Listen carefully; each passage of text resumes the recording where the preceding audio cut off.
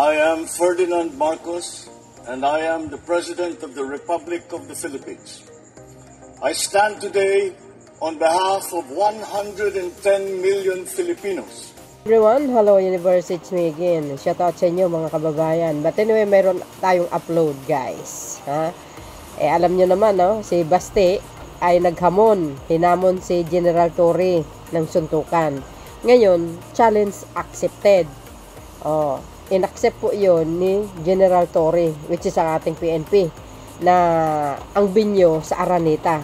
Alam nyo, akala nyo, nagbibiro lang si PNP Torre. Hindi nagbibiro si PNP Chief Torre, guys. Talagang challenge accepted yan. Kasi, mayroon akong video na pinakita na kung saan nag-ensayo talaga siya. At ganun din si Baste. Ngayon, mga kababayan, ito po ang nangyari. Ay, sos Mario Joseph. Ha? Grabe talaga ito, no? Si Baste. Alam nyo, itong tao na ito, like father, like son. Sa totoo lang. Walang isang salita, no? So, dahil dyan, eto, pakita ko sa inyo. Ayan si Baste. Nag-ensayo. Ayan. You see? Nakita nyo? Sabi dito kasi ng Abante News Online, pinasilip ng Vice President Sara Duterte supporters Facebook page ang pagtitraining ng boxing ni Davao City Acting Mayor Sebastian Baste Duterte. Ito'y kasunod ng pagkasa ni Philippine National Police Chief General Torre sa hamon na suntukan ni Baste. Ayun, di ba? So ngayon nakita nyo, nagpractice si Baste. Dahil nga challenge accepted ngayon, alam nyo, ang isang pulis, hindi po umatras yan. Laban kung laban. Ito, tingnan nyo si General Torre. Ayan, si General Torre. See? Nag-ensayo. You see? Dito po ako sa corner. Halimbawa, nag-jump ka, sir. Nag-jump ka. Dito may sit-up. Halimbawa, nag-sit ka. Dito ang bahay. Yan, bang. Straight. Nice. Kalabas ka na doon. Nice.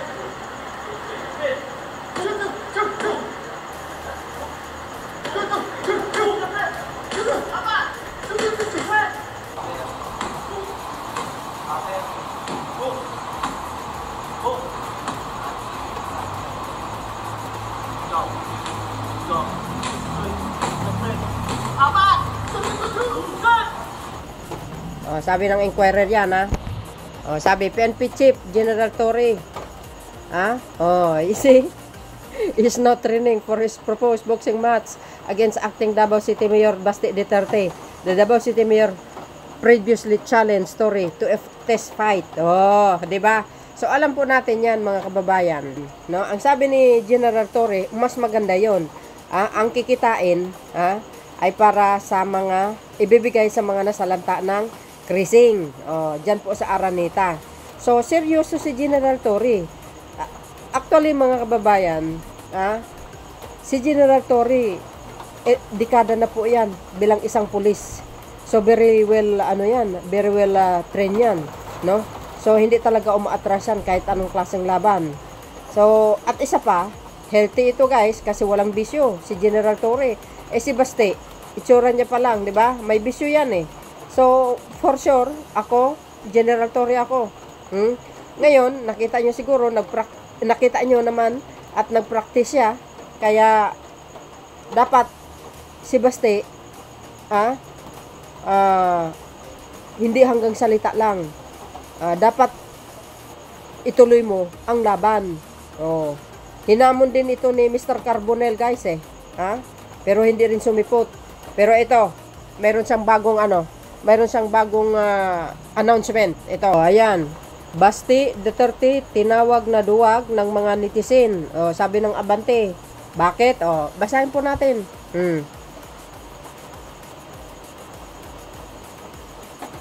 Sabi niya, agad pinutakte ng mga netizen si Davao City Mayor, Acting Mayor Sebastian Baste Duterte matapos niyang maglatag ng kondisyon bago ituloy ang 12-round charity boxing match nila ni Philippines National Police, which is ang PNP Chief General Torre Deterred. Oh, you see?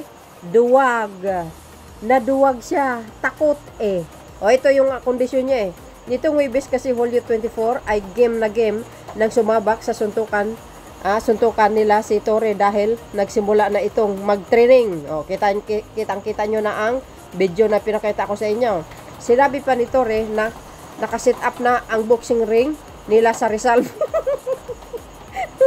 Rizal Memorial Coliseum sa Maynila sa July 27. Oh, you see, before show na yan, mga bes. Akala ko Araneta. Sabi sa inyo eh, hindi aatras si General, hindi po aatras yan. Sa totoo lang. Oh, pulis yan guys. Ha? Bilang tugon dito ay naglatag naman ng kondisyon si Duterte. Anya, pakiusap umano ni Torre, si Pangulong Ferdinand Marcos Jr. na ipag-utos na sumali sa herfolic drug test ang lahat ng elected official kabilang na ang huli. Oh, you see? Ang daming palusot. Ginawa niyang reason yan. Ibig sabihin yan, duwag. Pag naghamon ka, walang kondisyon-kondisyon. 'Di ba? Kasi sabi ni General Torre, mas maganda nga yan, maraming manonood, may ticket, edi yung kitain para sa mga nasalanta ng krising. O, ngayon, gumawa siya ng reason. Kasi nga duwag. O, pulpul. Ganun. Umurong ang bitlog ni Basti. O, nakakahiya ka. Ikaw ang naghamon, ngayon ikaw ang umatras, gonggong. Oh, 'di ba? Mana sa aman niya. Oh, 'di ba? Si Carbonell hinamon niya yan si Digong hindi sumipot. Sabi niya pa rito, if you're really serious about this, sira ulo talaga yung sa video mo na nga, serious ka, hinamon mo si General Torre. Ngayon, bumaliktad ka, adik ka talaga.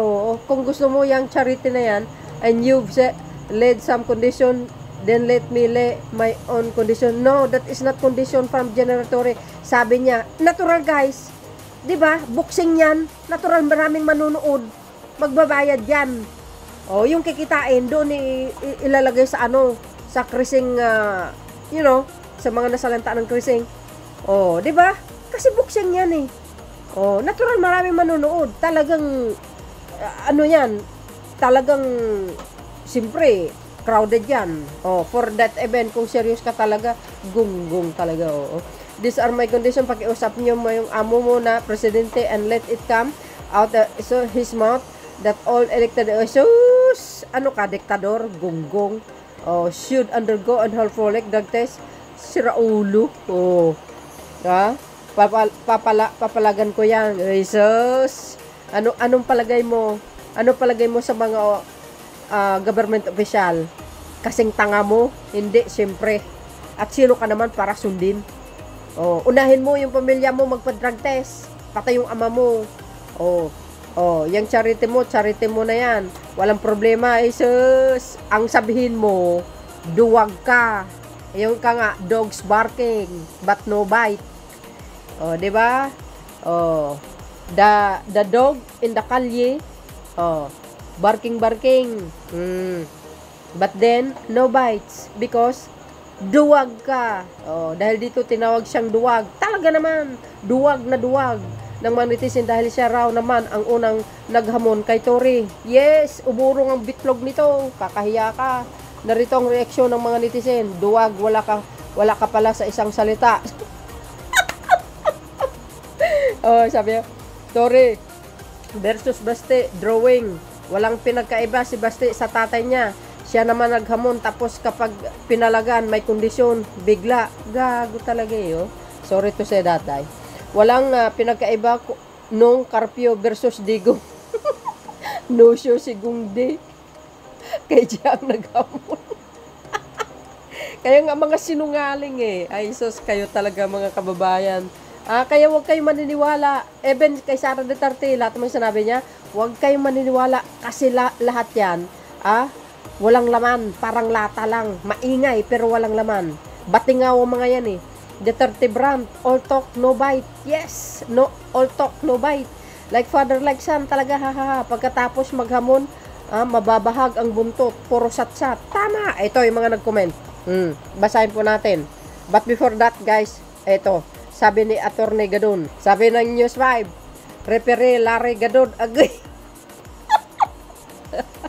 Nag-volunteer si Presidential Advisor for Poverty Alleviation Larry Gadon bilang referee sa charity boxing match ni na PNP Chief General Nicolas Torre III at acting Davao City Mayor Basti Duterte sa linggo. Agay. I'm worried that General Torre might inflict a catastrophic injury on Basti. Agay.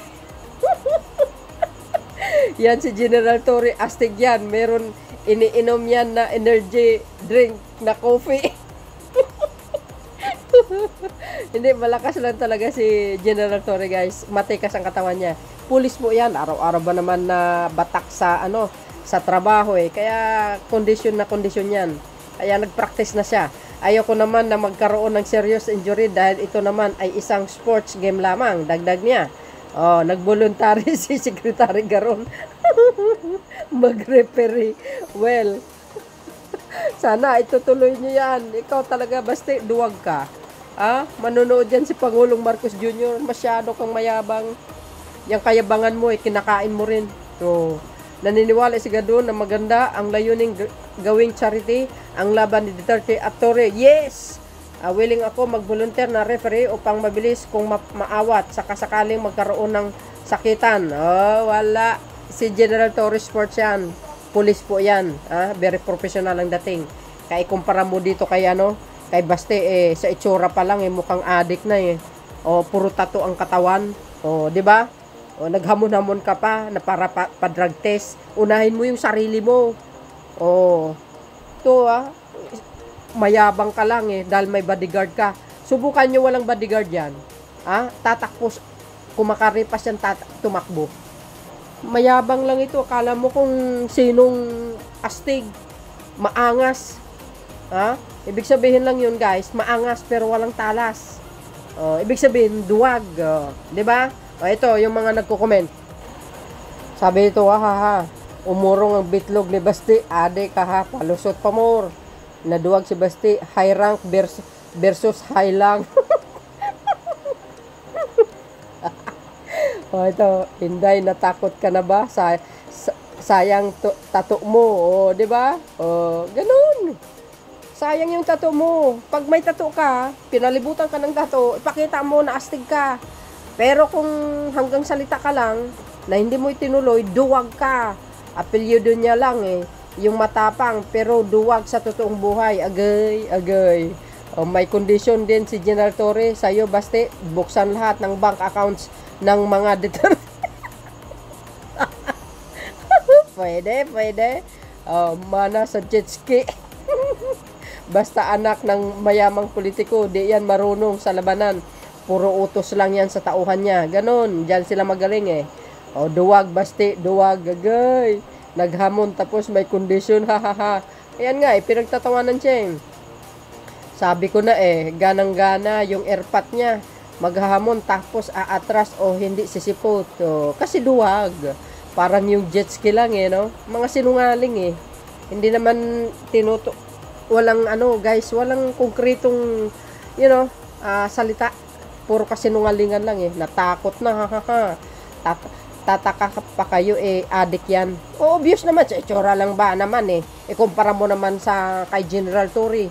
Sasabihin nila, bangag si Pangulong Marcos Jr. Tingnan mo naman, ikumpara mo naman yung mga anak ni Pangulong Marcos Jr. dyan sa magkapatid na Duterte.